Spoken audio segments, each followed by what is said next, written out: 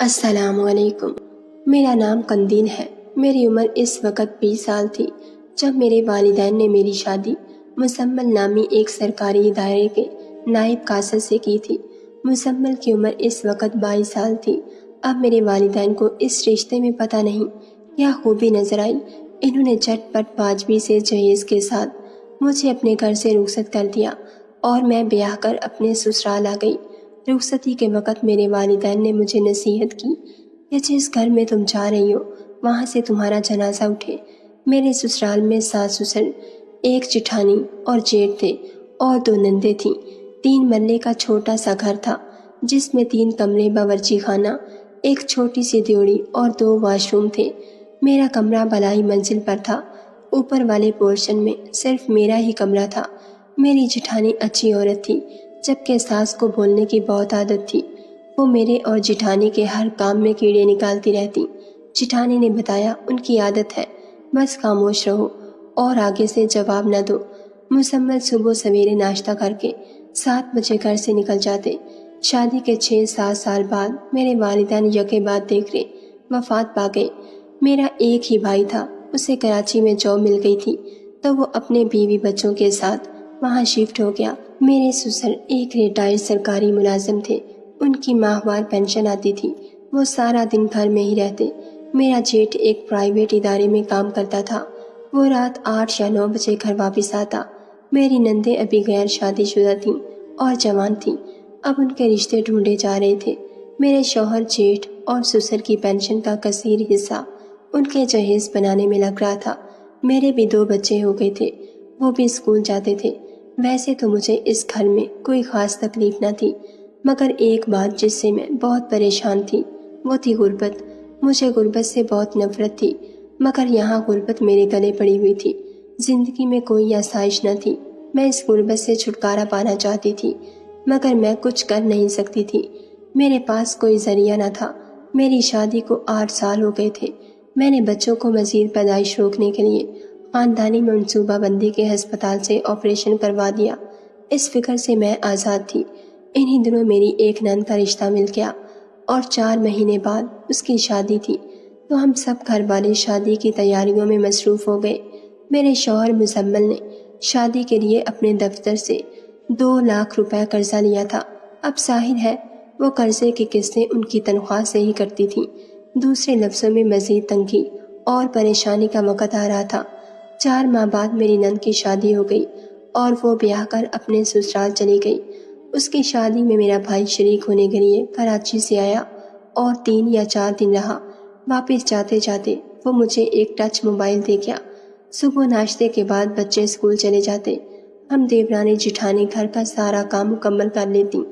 دوپہر کا کھانا میری جٹھانی بناتی اور رات کا کھانا میں بناتی۔ بچے دوپہر 1 بجے اسکول سے واپس آ جاتے۔ میرے پاس 3 یا 4 گھنٹے کا وقت ہوتا تھا تو میں اپنے کمرے میں چلی جاتی۔ میں نے وقت گزاری کے لیے اپنے اصل نام سے ایک فیس بک آئی ڈی بنا لی۔ چونکہ میں لڑکی تھی تو بہت سارے خواتین و حضرات کی فرینڈ ریکویسٹ آنے لگی، جن میں زیادہ تعداد لڑکوں اور مردوں کی تھی۔ انہی میں سے میں نے ایک بندے جس کا نام شہباز تھا، اس کی فرینڈ ریکویسٹ قبول کر لی۔ وہ بہت اچھی پوسٹ لگاتا تھا جس پر بہت لائکس اور کمنٹس آتے تھے۔ میں بھی اس کی پوسٹ پسند کرتی اور ان پر کمنٹس بھی کرتی۔ وہ میرے ہر کمنٹ کا جواب انتہائی شائستہ انداز میں دیتا۔ شہباز نے اپنی عمر 35 سال لکھی تھی اور سنگل کا سٹیٹس لگایا تھا۔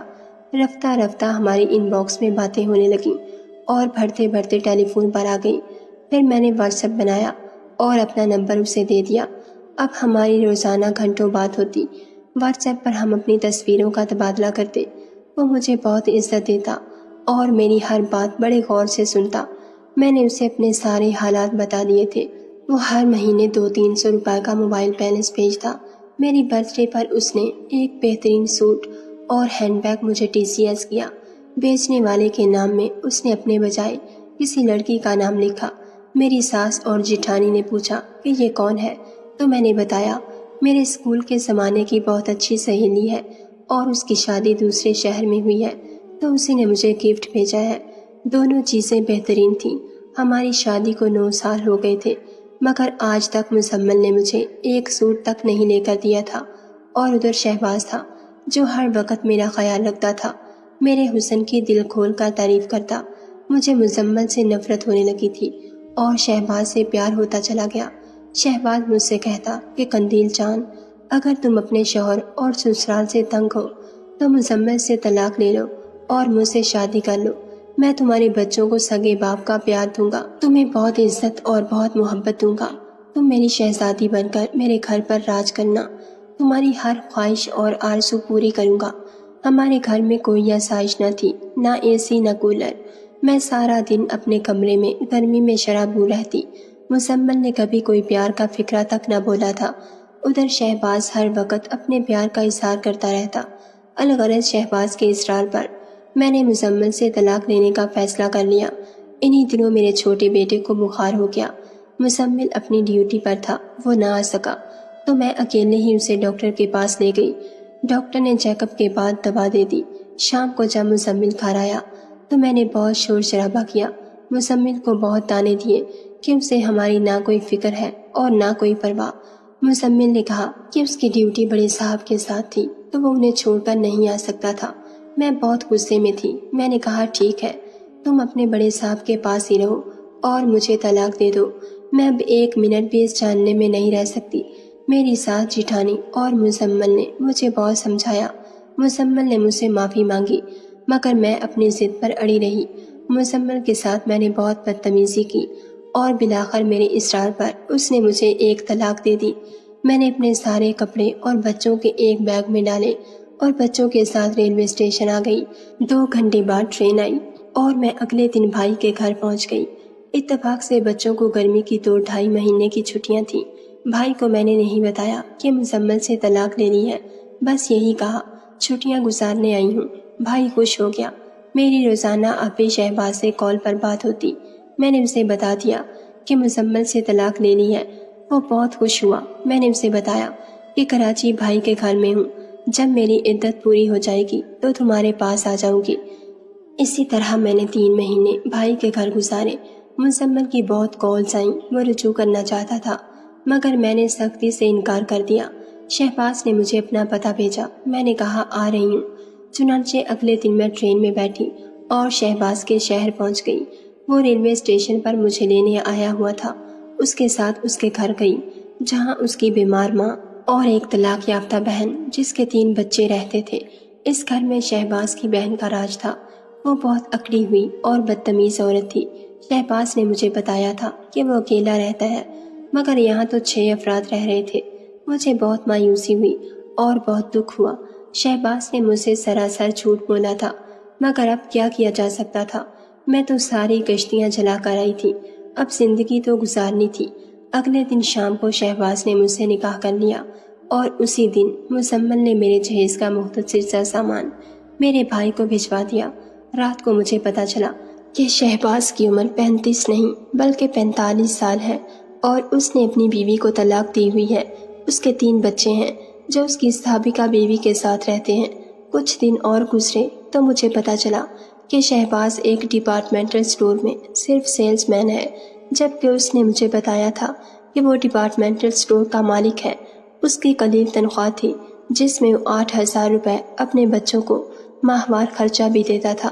اس نے بتایا کہ یہ مکان بھی کرائے کا ہے جس کا 10,000 روپے کرایہ ہے، یوٹیلیٹی بلز الگ۔ شہباز کی 40,000 روپے تنخواہ تھی، اب مہینے کے 22,000 روپے اسے بچتے تھے جس میں اس کی ماں کی دوا بھی آتی تھی اور بہن کے بچے بھی پڑھ رہے تھے۔ مجھے بہت پچھتاوا ہوا کہ میں نے یہ کیا کیا ہے۔ شہباز کی بہن سارا دن مجھ پر حکم چلاتی اور گھر کا سارا کام میں کرتی۔ 3 وقت کا کھانا بنانا، گھر کی صفائی، کپڑے دھونے، برتن دھونے، یہ سب کے سب کام میرے ذمے تھے۔ شام تک میں تھک کر چور ہو جاتی۔ رات 9 بجے شہباز آ جاتا، اسے کھانا دیتی، پورا گھنٹہ اس کی ٹانگیں اور پیر دباتی، پھر وہ سو جاتا۔ اس کی یہ روٹین روزانہ کی تھی۔ وہ میرے بچوں کو اپنے پاس سونے نہیں دیتا تھا۔ بچے باہر برآمدے میں سوتے تھے جبکہ میں اور شہباز کمرے میں سوتے تھے۔ وہ میرے بچوں کو بہت جھڑکتا تھا، اسے میرے بچے ایک آنکھ نہیں بھاتے تھے۔ شہباز گھر آتا تو اسے دیکھ کر میرے بچے سہم جاتے۔ میں جیسے ہی شہباز کے نکاح میں آئی، اس سے اگلے روز اس نے گرگر کی طرح اپنا رنگ بدل لیا تھا۔ وہ جو میری بہت عزت کرتا تھا، جو مجھے کہتا تھا کہ تمہیں شہزادی بنا کر رکھوں گا، تمہارے بچوں کو سگے باپ جیسا پیار دوں گا، اب وہ میری اتنی ہی بے عزتی کرتا، مجھے گالیاں دیتا۔ 3-4 بار تو اس کا ہاتھ بھی مجھ پر اٹھ گیا تھا۔ وہ میرے بچوں کو نفرت کی نگاہ سے دیکھتا، انہیں میری آنکھوں کے سامنے ڈانٹتا بھی اور مارتا بھی۔ میں تو چھوٹے دوزخ سے نکل کر اس سے بڑے سے دوزخ میں آ گئی تھی۔ میں مزمل اور شہباز کا موازنہ کرتی تو مزمل مجھے بہت اونچا دکھائی دیتا۔ اس نے کبھی مجھے گالی نہ دی تھی، کبھی مجھ پر ہاتھ نہیں اٹھایا تھا، نہ کبھی اس نے مجھ سے ٹانگیں دبوائی تھیں۔ وہ تو اپنے بچوں کو بہت پیار کرتا تھا، آخر وہ اس کا خون جو تھے، سگے باپ کی جگہ کوئی نہیں لے سکتا۔ وہ تو پورا گھرانہ ہی بہت اچھا تھا، جہاں مجھے بہت آرام اور سکون حاصل تھا، بس تھوڑا پیسے کی کمی تھی، جبکہ یہاں پر نہ تو مجھے سکون حاصل تھا اور نہ ہی آرام۔ صبح سے لے کر رات گئے تک کام کرتی، شہباز کی بہن کی چھڑکیاں اور تانے سنتی، اور پیسہ تو بہت ہی کم تھا۔ میں اور میرے بچے چھوٹی چھوٹی چیزوں کو ترستے رہتے۔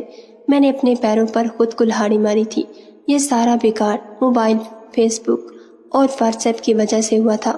فیس بک پر ہر بندے کے 2 چہرے ہیں، اور زیادہ تر لوگ 2 نمبر ہیں جو اپنی 2 نمبری سے دوسروں کی زندگی خراب کر رہے ہیں۔ میں بھی شہباز کی بہت بڑی فین تھی، مگر وہ بھی جھوٹا اور 2 نمبر انسان نکلا۔ میں نے BA کیا ہوا تھا تو سوچا کوئی جاب کر لوں، اس سے میرے بچوں کی محرومیاں تو کچھ کم ہوگی۔ خیر، شہباز نے مجھے جاب کرنے کی اجازت دے دی۔ مختلف پرائیویٹ سکولز میں چکر لگانے شروع کر دیے۔ بالآخر 1 ماہ بعد مجھے گھر کے قریب ہی ایک پرائیویٹ سکول میں ٹیچر کی جاب مل گئی۔ ماہوار 8,000 روپے میری تنخواہ مقرر ہوئی۔ مہینے بعد 4,000 روپے میرے خامد کی بہن نے مجھ سے لے لیے اور کہا کہ ہر مہینے تم مجھے 4,000 روپے دو گی۔ 4,000 روپے میں اپنے بچوں پر خرچ کر دیتی۔ وہ بڑے ہو رہے تھے، انہیں ہماری توجہ کی ضرورت تھی۔ اب میں اپنے بچوں کی ماں بھی تھی اور باپ بھی، انہیں اچھا کھلاتی پہناتی تھی۔ میں نہیں چاہتی تھی کہ وہ احساس کمتری کا شکار ہوں۔ 6 ماہ بعد اسکول والوں نے میری تنخواہ 10,000 کر دی۔ اب میرے پاس 6,000 روپے بچتے تھے، جن سے میں بچوں کی کتابیں، کاپیاں اور دیگر ضروری چیزیں خرید لیتی۔ اس گھر میں میری زندگی جہنم بنی ہوئی تھی۔ میں بہت کمزور ہو گئی تھی، بلڈ پریشر کی مریضہ بن گئی۔ اسی معمول میں میں نے 5 سال گزار دیے۔ ایک دن صبح مجھے اسکول جانے کی جلدی تھی، بچوں کے پیپرز ہو رہے تھے۔ ادھر شہباز نے شور ڈالا ہوا تھا کہ اس کی شلوار میں زاربند ڈال دو۔ میں بچوں کے لیے ناشتہ بنا رہی تھی تو شہباز تولیہ لپیٹ کر باورچی خانے میں آ گیا اور مجھے گالیاں دینا شروع کر دی۔ بچوں کے سامنے اس نے مجھے 2 تھپڑ بھی مارے۔ مجھے بہت غصہ آیا۔ میرے ہاتھ میں چھری تھی جو میں نے شہباز کی گردن پر رکھ دی اور جواب میں اسے وہی گالیاں دیں جو اس نے مجھے دی تھیں۔ میں نے کہا اپنے باپ کی ہو تو مجھے ابھی اور اسی وقت طلاق دے دو، ورنہ یہ چھری تمہارے گلے پر پھیر دوں گی۔ میرا غصہ دیکھ کر شہباز ڈر گیا اور خاموش ہو گیا۔ میں نے چھری کا دباؤ اس کی گردن پر بڑھایا تو اس نے مجھے 3 طلاقیں دے دیں۔ میں نے اس کے منہ پر تھوک کر اپنے دونوں بچوں کو ساتھ لیا اور گھر سے باہر نکل آئی۔ جب اسکول میں چھٹی کا ٹائم ہوا تو میں پریشان ہو گئی کہ اب کدھر جاؤں۔ میں اسکول میں بیٹھی رہی جبکہ تمام بچے اور اسکول کا عملہ چلا گیا۔ میرے اسکول میں ایک ماسی تھی جس کا نام محراب تھا۔ اس نے مجھ سے پوچھا، قندیل بی بی آپ نے گھر نہیں جانا؟ تو میں نے کہا ماسی کس گھر میں جاؤں، میرا تو کوئی گھر ہی نہیں۔ اتنا کہہ کر میں رونے لگی۔ ماسی محراب نے مجھے چپ کرایا اور مجھے اور میرے بچوں کو ساتھ لے کر اپنے گھر لے آئی۔ گھر کیا تھا، غریبوں کی بستی میں چھوٹا سا اور بہت پرانا مکان تھا جس میں اس کا بوڑھا خامد اور ایک معذور بیٹی رہتی تھی۔ وہ اپنی بہت تھوڑی سی تنخواہ سے اپنا گھر چلا رہی تھی۔ میں کچھ دن ماسی محراب کے گھر رہی۔ اسکول کے پرنسپل نے میری تنخواہ 12,000 روپے کر دی اور مجھے ایک کمرہ کرائے پر مل گیا جس کا کرایہ صرف 2,000 روپے ماہوار اور 500 روپے بجلی کا بل تھا۔ میں وہاں رہنے لگ گئی۔ اب میں نے شام کو بچوں کو ٹیوشن پڑھانا شروع کر دیا۔ پہلے 1 بچہ آیا، پھر 2-3 ہوئے، ہوتے ہوتے 15 بچے میرے پاس ٹیوشن پڑھنے لگے۔ میں فی بچہ 1,000 روپے لیتی تھی۔ اس طرح 15,000 روپے اور 12,000 روپے تنخواہ کے کل ملا کر 27,000 روپے مہینے کے آنے لگے۔ ایک دن جس گھر میں مجھے کمرہ کرائے پر ملا ہوا تھا، اس گھر میں ایک بزرگ آئے۔ ان کا چہرہ بہت نورانی تھا۔ وہ بہت عبادت گزار انسان تھے۔ بہت سارے لوگ انہیں ملنے کے لیے آئے ہوئے تھے۔ میرا بھی دل کیا اور انہیں ملنے چلی گئی۔ میں نے انہیں سلام کیا تو انہوں نے میرے سر پر ہاتھ پھیرا اور سلام کا جواب دیا۔ کہنے لگے، بیٹی کیا مسئلہ ہے آپ کا؟ تو جواب میں نے انہیں اپنی ساری کہانی کہہ سنائی۔ بیٹی آپ کا مسئلہ صرف غربت ہے۔ دیکھو بیٹا، غربت ایک امتحان اور آزمائش ہوتی ہے۔ اس غربت سے نکلا جاتا ہے، مگر جو طریقہ تم نے اپنایا وہ سراسر غلط تھا، جس کا خمیازہ تم اب بھگت رہی ہو۔ رزق عورت کے مقدر کا ہوتا ہے، اور یاد رکھو بیٹا، دعا مقدر کو بدل دیتی ہے۔ دنیاوی کاموں میں ہم اللہ کو بھول جاتے ہیں اور اپنے طور پر اپنا نصیب بدلنے کی کوشش کرتے ہیں، جبکہ جس کام کے لیے اللہ سے مدد مانگی جائے، اس پاک ذات کی رضا اس میں شامل ہو جائے تو پھر انسان کی تقدیر بدل جاتی ہے۔ بہرحال تمہارے ماضی میں جو کچھ ہوا اسے بھول جاؤ۔ ماضی کو یاد کرنے کا اب کوئی فائدہ نہیں۔ میں تمہیں نصیحت کرتا ہوں، اگر اپنی دنیا کے ساتھ آخرت سنوارنی ہے تو 5 وقت کی نماز ادا کرو، 1 تسبیح درود پاک کی اور 1 تسبیح استغفار کی روز پڑھنے کو اپنا معمول بنا لو۔ اپنی زبان کو اللہ اور اس کے رسول کے ذکر سے تر رکھو۔ اللہ کے حضور ہر وقت دعا مانگتی رہو۔ وہ پاک ذات بڑا غفور الرحیم ہے اور مہربان ہے۔ وہ انشاءاللہ تمہاری ضرور مدد کرے گا اور تم پر مہربان ہوگا۔ بس اب اپنا کام کرتی جاؤ اور نتیجہ اللہ پر چھوڑ دو، انشاءاللہ بہتری آئے گی۔ ان بزرگ کی باتیں میرے دل کو چھو گئیں۔ ان سے مل کر مجھے بہت سکون ملا اور پھر میں نے ان کی باتوں پر عمل کرنا شروع کر دیا۔ روزانہ 5 وقت کی نماز میں خود بھی ادا کرتی اور اپنے دونوں بچوں کو بھی ادا کرواتی۔ چلتے پھرتے کلمہ شریف، درود پاک اور استغفار کا ورد کرتی رہتی، جس کا پہلا فائدہ یہ ہوا کہ میرا بلڈ پریشر ٹھیک ہونے لگا۔ میرے دل میں جو بے چینی اور اضطراب ہوتا تھا وہ بھی ٹھیک ہو گیا۔ گھر میں برکت اور سکون ہونے لگا۔ تقریباً 3 ماہ گزرے تو میری مالک مکان میرے پاس آئیں اور باتوں باتوں میں کہنے لگیں، ایک بہت امیر انسان کا رشتہ آیا ہے۔ وہ انسان کسی مجبور، بے بس، طلاق یافتہ یا بیوہ عورت کو سہارا دینا چاہتا ہے۔ وہ بہت اچھا انسان ہے، تمہیں الگ گھر لے کر دے گا اور خرچے کے لیے ڈھیر سارے پیسے بھی ہر ماہ دیا کرے گا۔ تمہاری قسمت سنور جائے گی۔ اگر تم کہو تو میں اسے بلاؤں، تم مجھ سے مل لو اور بات چیت کر لو۔ میں نے سوچنے کے لیے 2 دن کا وقت لیا اور سوچنے لگی۔ میں اب ہر قدم احتیاط سے اٹھانا چاہتی تھی۔ ہر نماز کے بعد اور قرآن پاک کی تلاوت کے بعد رو رو کر اللہ کے حضور دعا مانگتی کہ یا اللہ، میرے اور میرے بچوں کے حق میں جو بہتر ہے وہی فیصلہ ہو۔ بالآخر میں نے اس سے ملنے کا فیصلہ کیا اور 2 دن بعد وہ ہمارے مالک مکان کے گھر آ گئے۔ انہوں نے داڑھی رکھی ہوئی تھی۔ وہ بہت شریف النفس انسان تھے۔ انہوں نے بتایا کہ ان کا نام شاکر علی ہے، ان کی عمر 45 سال ہے۔ ان کا بہت بڑا بزنس ہے جو پورے ملک میں پھیلا ہوا ہے۔ وہ پہلے سے شادی شدہ ہیں اور ان کے 4 بچے ہیں۔ اب وہ دوسری شادی اس لیے کرنا چاہتے ہیں، ایک تو وہ کسی غریب، مجبور اور لاچار بیوہ یا طلاق یافتہ عورت کو سہارا دینا چاہتے ہیں، دوسرا ان کی پہلی بیگم اب بیمار رہتی ہیں اور حقوق زوجیت ادا نہیں کر سکتی۔ شاکر صاحب نے کہا کہ وہ مجھے 25 لاکھ روپے حق مہر میں ادا کریں گے، ایک الگ گھر لے کر دیں گے، میری ہر ضرورت کا خیال رکھیں گے اور مہینے کے خرچے کے پیسے الگ دیا کریں گے، اور ایک سرپرائز انہوں نے رکھا اور بتایا، جب مجھ سے نکاح کر لو گی تو بتاؤں گا۔ میں بہت پریشان اور حیران ہوئی کہ سرپرائز کیسا؟ خیر، میں نے کہا آپ کو میں کل سوچ کر بتاؤں گی۔ رات کو میں نے بہت سوچا، اب بچے بڑے ہو رہے تھے، کل کو ان کی شادیاں بھی کرنی ہیں، تو میرے پاس کیا ہے؟ کچھ بھی نہیں۔ چلیں، شاکر صاحب سے نکاح کے بعد ہمیں اچھا رہن سہن مل جائے گا، بچوں کو معاشرے میں عزت مل جائے گی، بچوں کا مستقبل سنور جائے گا، ہماری زندگی اچھی ہو جائے گی، اور سب سے بڑی بات، اس غربت سے میرے بچوں کی تو جان چھوٹ جائے گی۔ چنانچہ میں نے نکاح کے لیے ہاں کر دی۔ 1 ہفتے بعد شاکر صاحب نے 7 مرلے کا بہت عالی شان گھر، furniture, fridge, T V, air condition وغیرہ میرے نام رکھوا دیا۔ مجھے 15 تولہ زیور ڈالا، شادی کی ڈھیر ساری شاپنگ کروائی اور ایک شام ہمارا نکاح ہو گیا۔ شادی کی پہلی رات کو میں نے شاکر صاحب سے پوچھا، وہ کون سا سرپرائز ہے جو آپ نے کہا تھا کہ نکاح کے بعد بتائیں گے؟ تو انہوں نے کہا، سرپرائز یہ ہے کہ اسی سال انشاءاللہ وہ خود مجھے اور میرے بچوں کو حج کی سعادت حاصل کرنے کے لیے اللہ پاک کے گھر لے کر جائیں گے۔